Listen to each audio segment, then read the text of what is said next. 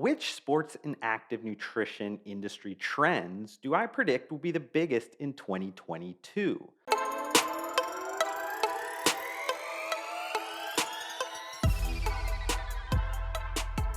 I'm going to again put my reputation on the line as a forward leaning strategist that spends a hell of a lot of time in the active and sports nutrition CPG industry and kind of play that fool's game by trying to predict the future by compiling my fourth annual list. My one big rule for these annual trend prediction lists is I don't allow any carryover from previous years. This makes it more challenging, but also a little odd since trends are multi year in nature, with the strongest ones lasting a decade or more. Because of that, my previous predictions are valuable to review as they still have a ton of commercialization value left. So, if you're new to my content, I will leave the links to my 2019, 2020, and 2021 sports and active nutrition industry trend pieces of content in this content's description. Before we get started, I just want to thank my sponsor of this content, Ghost Lifestyle. I've been a huge supporter of this sports and active nutrition brand since they initially launched in 2016. And they've won my ultra coveted sports nutrition brand of the year the last 4 years. Personal favorites of mine are Sour Patch Kids Blue Raspberry Ghost Energy Drinks, the Chips Ahoy Ghost Whey, and Bubblicious Ghost Gamer. You can grab yours at ghostlifestyle.com or through fine retailers like GNC and the Vitamin Shop. But without further ado, let's jump into this year's list in no particular order. Here are my predictions for the five biggest sports and active nutrition industry trends of 2022. So, the first one I want to talk about is the 1990s seem to be everywhere. Depending on your fashion sense, age, or age of your children, it might not be too much of a shocker that the 1990s are back in. If anything, they arrived a few years ago, but nostalgia for that long gone decade will start to infiltrate the sports nutrition industry this year. Brands know that millennials have an awful lot of buying power, so their interests are twofold. First, they want to remind us mid to late 30 somethings of simpler times and also turn that nostalgia onto new generations. So I predict we'll see a lot more fun and a lot less pretentiousness. Design trends are definitely cyclical. They get accepted, they get mass acceptance, they get mass adoption, and then become the norm. And then all of a sudden, rebels change the script and kind of start over again. I might still appreciate like minimalism, but that branding dominance throughout the 2000s is quickly fading away. Consumers really want to have a good time right now, so expect more neon hues, bold typography, and crazy patterns. This will also fade into flavor and product innovation and potential licensing partners that will touch entertainment franchises. The second trend that I want to talk about is around gummies disrupting. And it really seems that for every generation and for every affliction, there's a gummy to kind of help you. Over the last few years, there's an increasing number of supplements that have been gummified. Gummies turn supplements into products that promise specific benefits, making personal what was once clinical. That's probably a main reason why gummies are now the preferred and dominant format of vitamins in America. While all of that is definitely true, gummies haven't necessarily penetrated the sports and active nutrition industry to the same degree yet. That starts to change in 2022. I'd love to say that the industry is ready for like 3D printed gummy vitamins, but I think that's definitely a few years away from significant commercialization in the space. That being said, to kind of overcome some of the obvious constraints around packing major amounts of like ergogenic aids, nutraceutical type ingredients into a small gummy delivery format, entrepreneurs in the space will start to finally flip the script and make them into snack size servings. So instead of being barred by like 2 to 3 gummy serving limits, brands will start to expand into 3 to 4x that amount.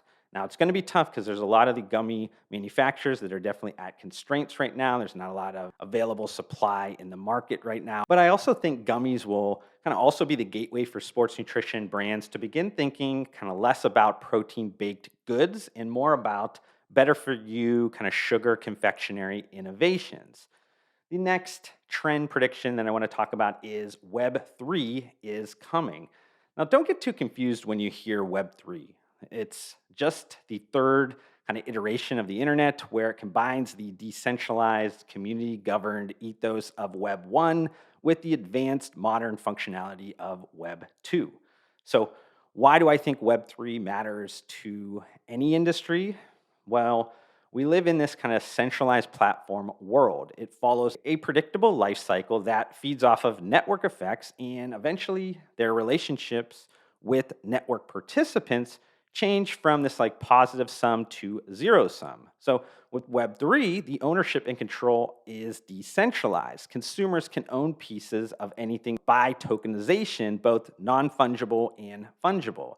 You've likely heard the buzz around NFTs, digital currencies, and kind of other blockchain entities, which might have even come from information shared by entrepreneurs of your favorite sports nutrition brands. These innovations are all important foundational elements of what I'm talking about in this trend prediction. It all comes down to importance of community building and radical transparency. Community and transparency are really the hallmarks of Web3 because it's all open source and an open database. The sports nutrition brands that are leading the charge in community building and or transparency will take a major step towards adoption of Web3 principles. You'll also see new brands embracing the Web3 world ahead of the mainstream curve as they realize it helps them stand out from the archaic we sell pre workout powders competitors. The fourth big trend that I want to talk about in the sports and active nutrition industry this year is around men joining the Nutricosmetics party. The vast majority of beauty products are designed for and marketed towards women. In fact, men contribute to less than 1% of the $532 billion global beauty industry. One quick shopping trip to any large retailer will show you a huge disparity between the product availability within the female beauty industry and its male counterpart. This means an entire market of male population has been overlooked historically by CPG brand marketers. That being said, enormous amounts of kind of long-standing societal conditioning stands in the way of men's beauty products. Skin is skin regardless of gender, but many men are still reluctant to shop for traditional beauty products. While that's slowly changing, the Nutri-Cosmetic trend provides men a more comfortable and easy way to look good without a lot of fuss. So, Nutricosmetic or the beauty within supplements have been hot for the last handful of years, but early adoption has really been from predominantly women. That takes a shift in 2022 because it shouldn't be this kind of radical notion that men might want to look their best selves as well. Beauty is going through an inclusivity movement, much like the sports nutrition or supplement industry as a whole. And I predict there'll be a huge opportunity for active nutrition brands to embrace all skin types and genders within their Nutri-Cosmetic product development and marketing strategy. And the last trend that I want to talk about that's going to be big in the sports and active nutrition industry in 2022 is called No Way It's Gone. If you've been consuming my content throughout the last 2 years of the pandemic era, you've likely heard me on several occasions reference the need for brands to go through a comprehensive SKU rationalization process.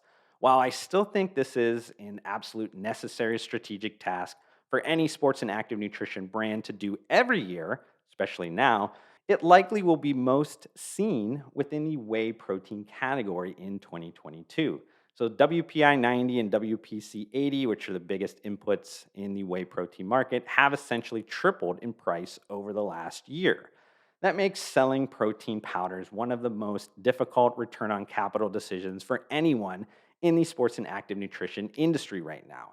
You'll likely see smaller brands delete most, if not all, of their whey protein variants. You'll see mid sized brands look for cost savings by changing up their formulas.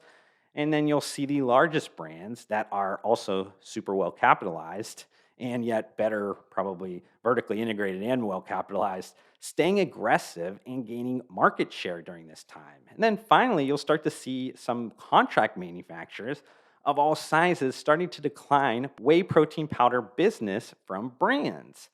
Whey protein powders won't go away in 2022, but I do predict you'll see a decline in the overall variety, quality, and affordability. So, just want to kind of end on some final thoughts here and ask, what did you think of my sports and active nutrition industry trend predictions for 2022?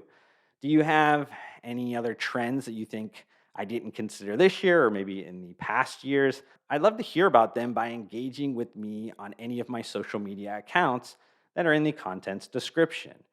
If you did enjoy this YouTube video, please consider hitting the like button to support me.